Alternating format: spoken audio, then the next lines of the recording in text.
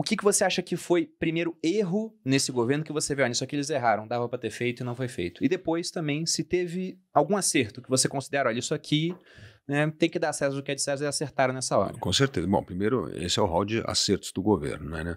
Marco do saneamento básico, o novo marco das startups é uma outra coisa legal que está nessa lista aí que o governo aprovou, o PL das ferrovias, que agora é por autorização, né? Então você vai poder expandir bastante as ferrovias, isso com a safra, diminuir o custo de transporte da safra, que é uma coisa muito importante. Então, pô, isso são méritos do governo e a gente precisa dar mérito, pô, acertaram isso.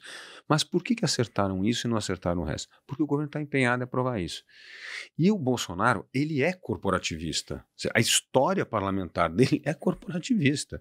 Então, na hora que chega lá e fala, não, vamos fazer reforma tributária, não, reforma administrativa, não, tem que mexer lá com polícia, aposentadoria de militar, não sei o que, o cara não quer fazer. Então, ele não vai comprar essas brigas porque ele tem um histórico de defesa do corporativismo. Então, aí não tem empenho político, eu estava falando.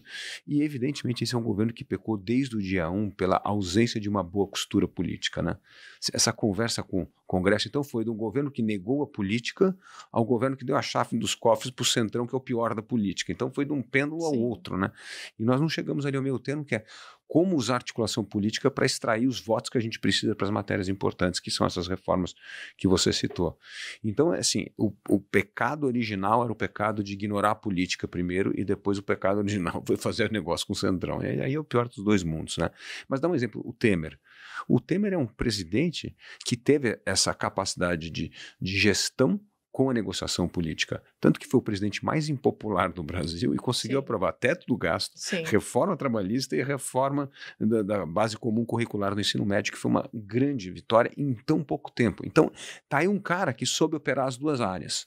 E ele só não fez a Previdência porque saiu aquele áudio lá do Janot. Foi isso aí. Porque ia aprovar. Porque ele chegou perto de fazer isso mesmo. Não, ele tinha 300, ele já tinha os 340 votos para aprovar, mas ele queria ter uma margem de 20, 30 votos se houvesse traição na hora da votação. Então foi aquelas 2, 3 semanas que postergou que aconteceu a gravação do Janot e atrapalhou a aprovação da reforma da Previdência. O que é engraçado do Temer é que o pessoal metia o pau nele, mas hoje em dia é cheio de meme, né? Volta Temer, aquelas fotos. O pessoal pega ele passando a faixa pro Bolsonaro e faz o contrário, né? O Bolsonaro passando a faixa pra ele. É muito bom esse meme. É engraçado. A gente tem uma plataforma aqui, que é a Finclass de Educação Financeira. A gente tá acabando um documentário esse ano sobre a história do Plano Real. E ele pega desde 94 até o momento atual. A gente ouviu o presidente, ministro da Economia, né? Da época, ministro da Fazenda, que era o cargo no período. Então, tem o depoimento de muita gente que fez parte da história do Real e também tem o Temer lá dentro. Mas é sempre polêmico, porque eu tenho certeza que no chat agora, você elogiou o Temer, sei lá. A gente agora tá batendo pau pra bandido. Aí se fala que o Lula tem laboratório, eu já sou socialista na Austrália. Você elogia o Bolsonaro, então é bolsominion. Então é complicado. Mas dos pontos que você enxerga assim que ficaram faltando de reformas, quais seriam as pautas do novo assim? Olha, essa reforma aqui que o governo deixou sobrar tem que ser feita urgentemente, porque tem aquela janela que é a melhor para se fazer reforma, que é no começo do período, no começo do período de governo, né? Sim. Então, no que vocês focariam? Não, a tributária com certeza. Tributária? E a tributária a gente chegou a um consenso legal com a PEC 110 e 45, que era um projeto da Câmara e do Senado junto, que pela primeira vez teve o apoio dos 27 estados. Todas as reformas tributárias melaram no passado porque havia discordância entre os estados. Então, quando você tem uma reforma que os 27 estados concordaram... Qual que é a reforma? Desculpa. Ele teve 2 projetos de lei, um que chama PEC 45, que era um projeto na Câmara, e o 110 do Senado. Eram mais ou menos parecidos. Primeiro era a simplificação do sistema de tributos, juntar os 5 tributos e criar o IVA. No caso da 110, havia também outros tributos. Então, em vez de ser 5, eram 7 tributos. Mas, no fundo, era a simplificação das regras. Então, isso é o que havia de concordância. Ia cobrar no destino. Então, puxa, finalmente acabou aquela história de onde cobrar o imposto. Então, vai ser no destino. Então, o que aconteceu é que a sociedade começou a discutir a alíquota antes da simplificação da regra. Não, o serviço vai pagar mais imposto. Não, o comércio vai pagar mais imposto. Esse foi o erro que nós cometemos, aí como sociedade. Porque se tivesse aprovado, primeiro que tinha um período transitório de 20 anos, Então, 20 anos você vai corrigindo, ali demora a regulamentação, é assim mesmo, não vai acertar, vai ter que calibrar ao longo do período. Mas nós perdemos a oportunidade de simplificar as regras e aprovar a reforma tributária. Aí o governo quis melar a reforma que estava sendo debatida no Congresso e apresentou o seu projeto de reforma, que foi um desastre total, que o Paulo Guedes confessou que ele não leu a reforma que a Receita Federal escreveu. Imagina se eu dar a reforma tributária para a Receita Federal escrever. É só para aumentar imposto, não é para simplificar a regra, só para arrecadar mais, né? Então esse foi um erro muito grande que a gente precisa retomar essa reforma urgente. A segunda reforma administrativa. Por quê? Porque a gente precisa, para diminuir a carga tributária ao longo do tempo, a gente precisa reduzir o custo do Estado. E o maior custo do Estado hoje é custo de pessoal e folha. Sim. Então a gente tem que reduzir isso. Então é muito importante a reforma administrativa. E a reforma administrativa não é perseguir funcionário, acabar com funcionário, nada disso. É valorizar o bom servidor público para poder pagar melhor esse, mas para cortar aqueles que são os penduradores de paletó, que chega lá, pendura a coisa e não aparece para trabalhar, né? E mudaria o critério da carreira, que era muito importante. Porque como é que é o critério da reforma administrativa que estava sendo proposto? É por desempenho. Ia ter avaliação de desempenho e você ia subir na carreira se tivesse boa avaliação de desempenho. Hoje, você só sobe na carreira pública por tempo de serviço. Sim, então, o competente e o incompetente sobe igual. Aí não tem critério. E isso é muito ruim. Isso afeta muito a qualidade do serviço público e custa caro. Você veja só, nós aprovamos a reforma da Previdência que você falou. Mas o custo dessa reforma da Previdência, depois de aprovada e deixado algumas categorias de fora, já subiu 12% e o PIB cresceu 1%.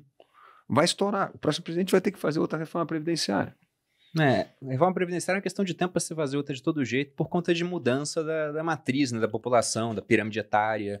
Mas realmente, se a gente for ver até... O pessoal pode acompanhar de casa agora e entrar naquele site Tesouro Transparente. A gente vê que o maior gasto era com o regime geral de previdência. Isso aí. Subindo assim assustadoramente. Aí teve um pico, veio a reforma, ele começou a cair. E agora está subindo de novo. Pois é, mas... Esse é o regime geral. Tem os regimes próprios de previdência. Isso. E aí vários não passaram por reforma. Exatamente. E o gasto de pessoal realmente era um dos mais altos. Para quem acha que o imposto que a gente paga é usado para educação, segurança, saúde. Não, tá pagando. São 3 linhas lá embaixo, enquanto o salário está aqui.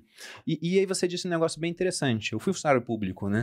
E eu gosto sempre de falar que no Exército eu conheci algumas das pessoas mais brilhantes com quem eu já tive contato. E olha que hoje eu tenho contato com muita gente. Tem empresário bilionário. Outro dia aqui no escritório vieram 3 para dar palestra pra gente, tudo. Então são caras muito inteligentes, mas mesmo assim eu olho e penso, pô, eu tive um comandante que o cara falava 6 idiomas. O cara era muito inteligente, era uma sumidade. Mas também conheci pessoas que passaram no concurso e... Foi isso. Encostou. O cara tá esperando 20 anos para se aposentar, às vezes, né? 30, no geral, né? Mas já tinha um tempo de carreira. Então, de fato, se a gente for pensar no cara que ele tem como ganhar mais fora, ele vai acabar saindo do serviço público. Esse tipo de esquema onde você não tem a valorização do cara que é melhor, ele deixa os piores ficarem e os melhores vão procurar outra coisa para fazer, muitas vezes. É isso aí. Por isso que a gente tem que ter uma regra... Eu falo que é o princípio básico do liberalismo. A lei tem que ser igual para todos. Você tem que ter um regime igual para todo mundo. Quem quer ter aposentadoria complementar, faça o seu plano. É isso. Pô. Você tem um regime igual para todos. Quem quer ganhar mais, quer se aposentar com mais dinheiro, vai ter que fazer um plano de aposentadoria complementar. E aí pode fazer o matching, se você paga 50% do Estado ou a corporação dá os outros 50%. Aí você pode criar um modelo que você quiser. O que não dá é para criar feudo de privilégio. Vou dar um exemplo. A justiça no Brasil custa 1,5% do PIB, um absurdo. É o custo mais caro da justiça do mundo. Agora, faz sentido ter todos aqueles privilégios em aposentadoria, em ganho, em direito à viagem, direito a férias? Por que é a única categoria do Brasil que tem direito a 60 dias de férias? Todo brasileiro tem direito a 30. Por que tem um ser especial que pode tirar 60 dias de férias? Então, assim... esses feudos de privilégios são inaceitáveis hoje. A gente tem que acabar com isso e criar uma lei que é igual para todo. E aí você vai ter, sim, os regimes especiais de aposentadoria, mas de acordo com regras claras, debatidas e que seja aposentadoria complementar. Mas criar regra diferenciada, isso aí abre um caminho. Por que a minha categoria não é privilegiada? Por que a minha não está dentro? E aí você sai de uma discussão sem fim e que só aumenta o custo para todos nós da sociedade, cobrando mais imposto para pagar essa conta. Você falou do privilégio de algumas categorias. O que me vem na cabeça é, por exemplo, aqueles casos de corrupção envolvendo juízes E a punição é uma aposentadoria compulsória. Ele para de trabalhar e é aposentado. É quase um prêmio no final das contas. Não, você veja só, 0,5% do funcionalismo público é elite do funcionalismo público. Só de super salários e benefícios, a gente tem um gasto anual com essa turma, 0,5% de 2,5 bilhões de reais. Não faz o menor sentido. Sim. O fundo eleitoral. Olha que coisa mais absurda isso. Fechou em quanto? 5,7 bilhões? 4,9. 5 bi. Mas você pega o negócio. Olha assim, a gente gastou 670 milhões de reais na pandemia para vacinar os brasileiros 3 doses. E a gente vai gastar 5 bilhões de reais em 2 meses de eleição. É um negócio assim bizarro. Eu falei, como é que é possível isso? E não é um gasto que ajuda o pequeno, né? Não. Ele ajuda os partidos maiores. Não, ajuda a manter as oligarquias, porque o presidente do partido chega e fala, eu vou colocar 1 milhão na campanha do Bruno e 100 mil na campanha da Malu. O que acontece? Ele vai se eleger, você vai perder a eleição. Então, além de tudo, não tem nenhum critério de como usar o dinheiro. Então, é um absurdo tão grande. Pô. E é nosso dinheiro. É dinheiro de quem paga o imposto. O Novo se posicionou muito contra o fundão eleitoral. Acompanha alguns deputados do Novo, né? Um deles já veio até aqui, o Pode, que vai ser candidato a governador. Sim. E todos eles botam lá posts, não ao fundo eleitoral, tudo, e pretendem não usar recurso de fundo eleitoral. Pretendem não vai usar. Mas esse que é o ponto. Você não acha que eles são preteridos? Porque, por exemplo, tem 5 bilhões que um monte de gente vai usar, e tudo bem que o brasileiro está acordando para a política. Se discute muito política hoje. Né? Inclusive de uma maneira muito apaixonada, né? Uma briga de torcida. Mas mesmo assim, o cara que aparece mais na TV, ou que paga mais mídia social, ele tem vantagem. Então, a gente tá numa luta do Davi contra o Golias e o Davi tá jogando a funda dele embora. Ele tá falando, não preciso disso aqui não. Não, eu acho que tem 2 coisas importantes do fundo. Primeiro, assim, o Novo nunca usou fundo e conseguiu eleger 8 deputados federais. Aliás, o Poit foi um dos mais bem eleitos em São Paulo, né? Sem usar fundo partidário. O Zema se elegeu governador em São Paulo. O Adriano Silva tornou-se prefeito em Minas Gerais. O Zema em Minas Gerais e o Adriano Silva foi o prefeito de Joinville. Então, assim, dá para se eleger. Por quê? Porque a campanha, o que é o custo de campanha hoje que custa caro? Primeiro é tempo de televisão, porque o Novo não tem muito. Então, a gente pode fazer poucos vídeos, continuar repetindo os vídeos e tá lá e não precisa de muito dinheiro. O segundo grande custo de campanha é transporte. A turma fica alugando jatinho aí para ficar voando para sempre. Pô, a gente vai de voo comercial, é até melhor porque você faz mais campanha, porque você está no aeroporto conversando com as pessoas e tal, então não precisa. E terceira é gráfica. E gráfica é outro assunto que pro militante do Novo não gosta, né? A gente gosta de coisa digital, não gosta de ficar sujando a cidade com um monte de santinho e coisa. Então, assim, quando você pega as grandes contas, ia mudar muito a nossa vida, só ia mudar a vida se a gente tivesse muito mais tempo de televisão. E isso vai ser um problema quando o partido ficar grande. Então o partido precisa crescer muito para ter mais tempo. Aí sim nós vamos ter que descobrir outras fontes de recursos. Mas o importante é a gente continuar batalhando contra isso. Porque, primeiro, eu sou a favor de financiamento privado de campanha. Assim. Acho legal quando as pessoas põem dinheiro, que é o skin in the game, né? Você está botando dinheiro numa coisa, falando porque eu apoio o Poit, porque eu gosto desse candidato e tal.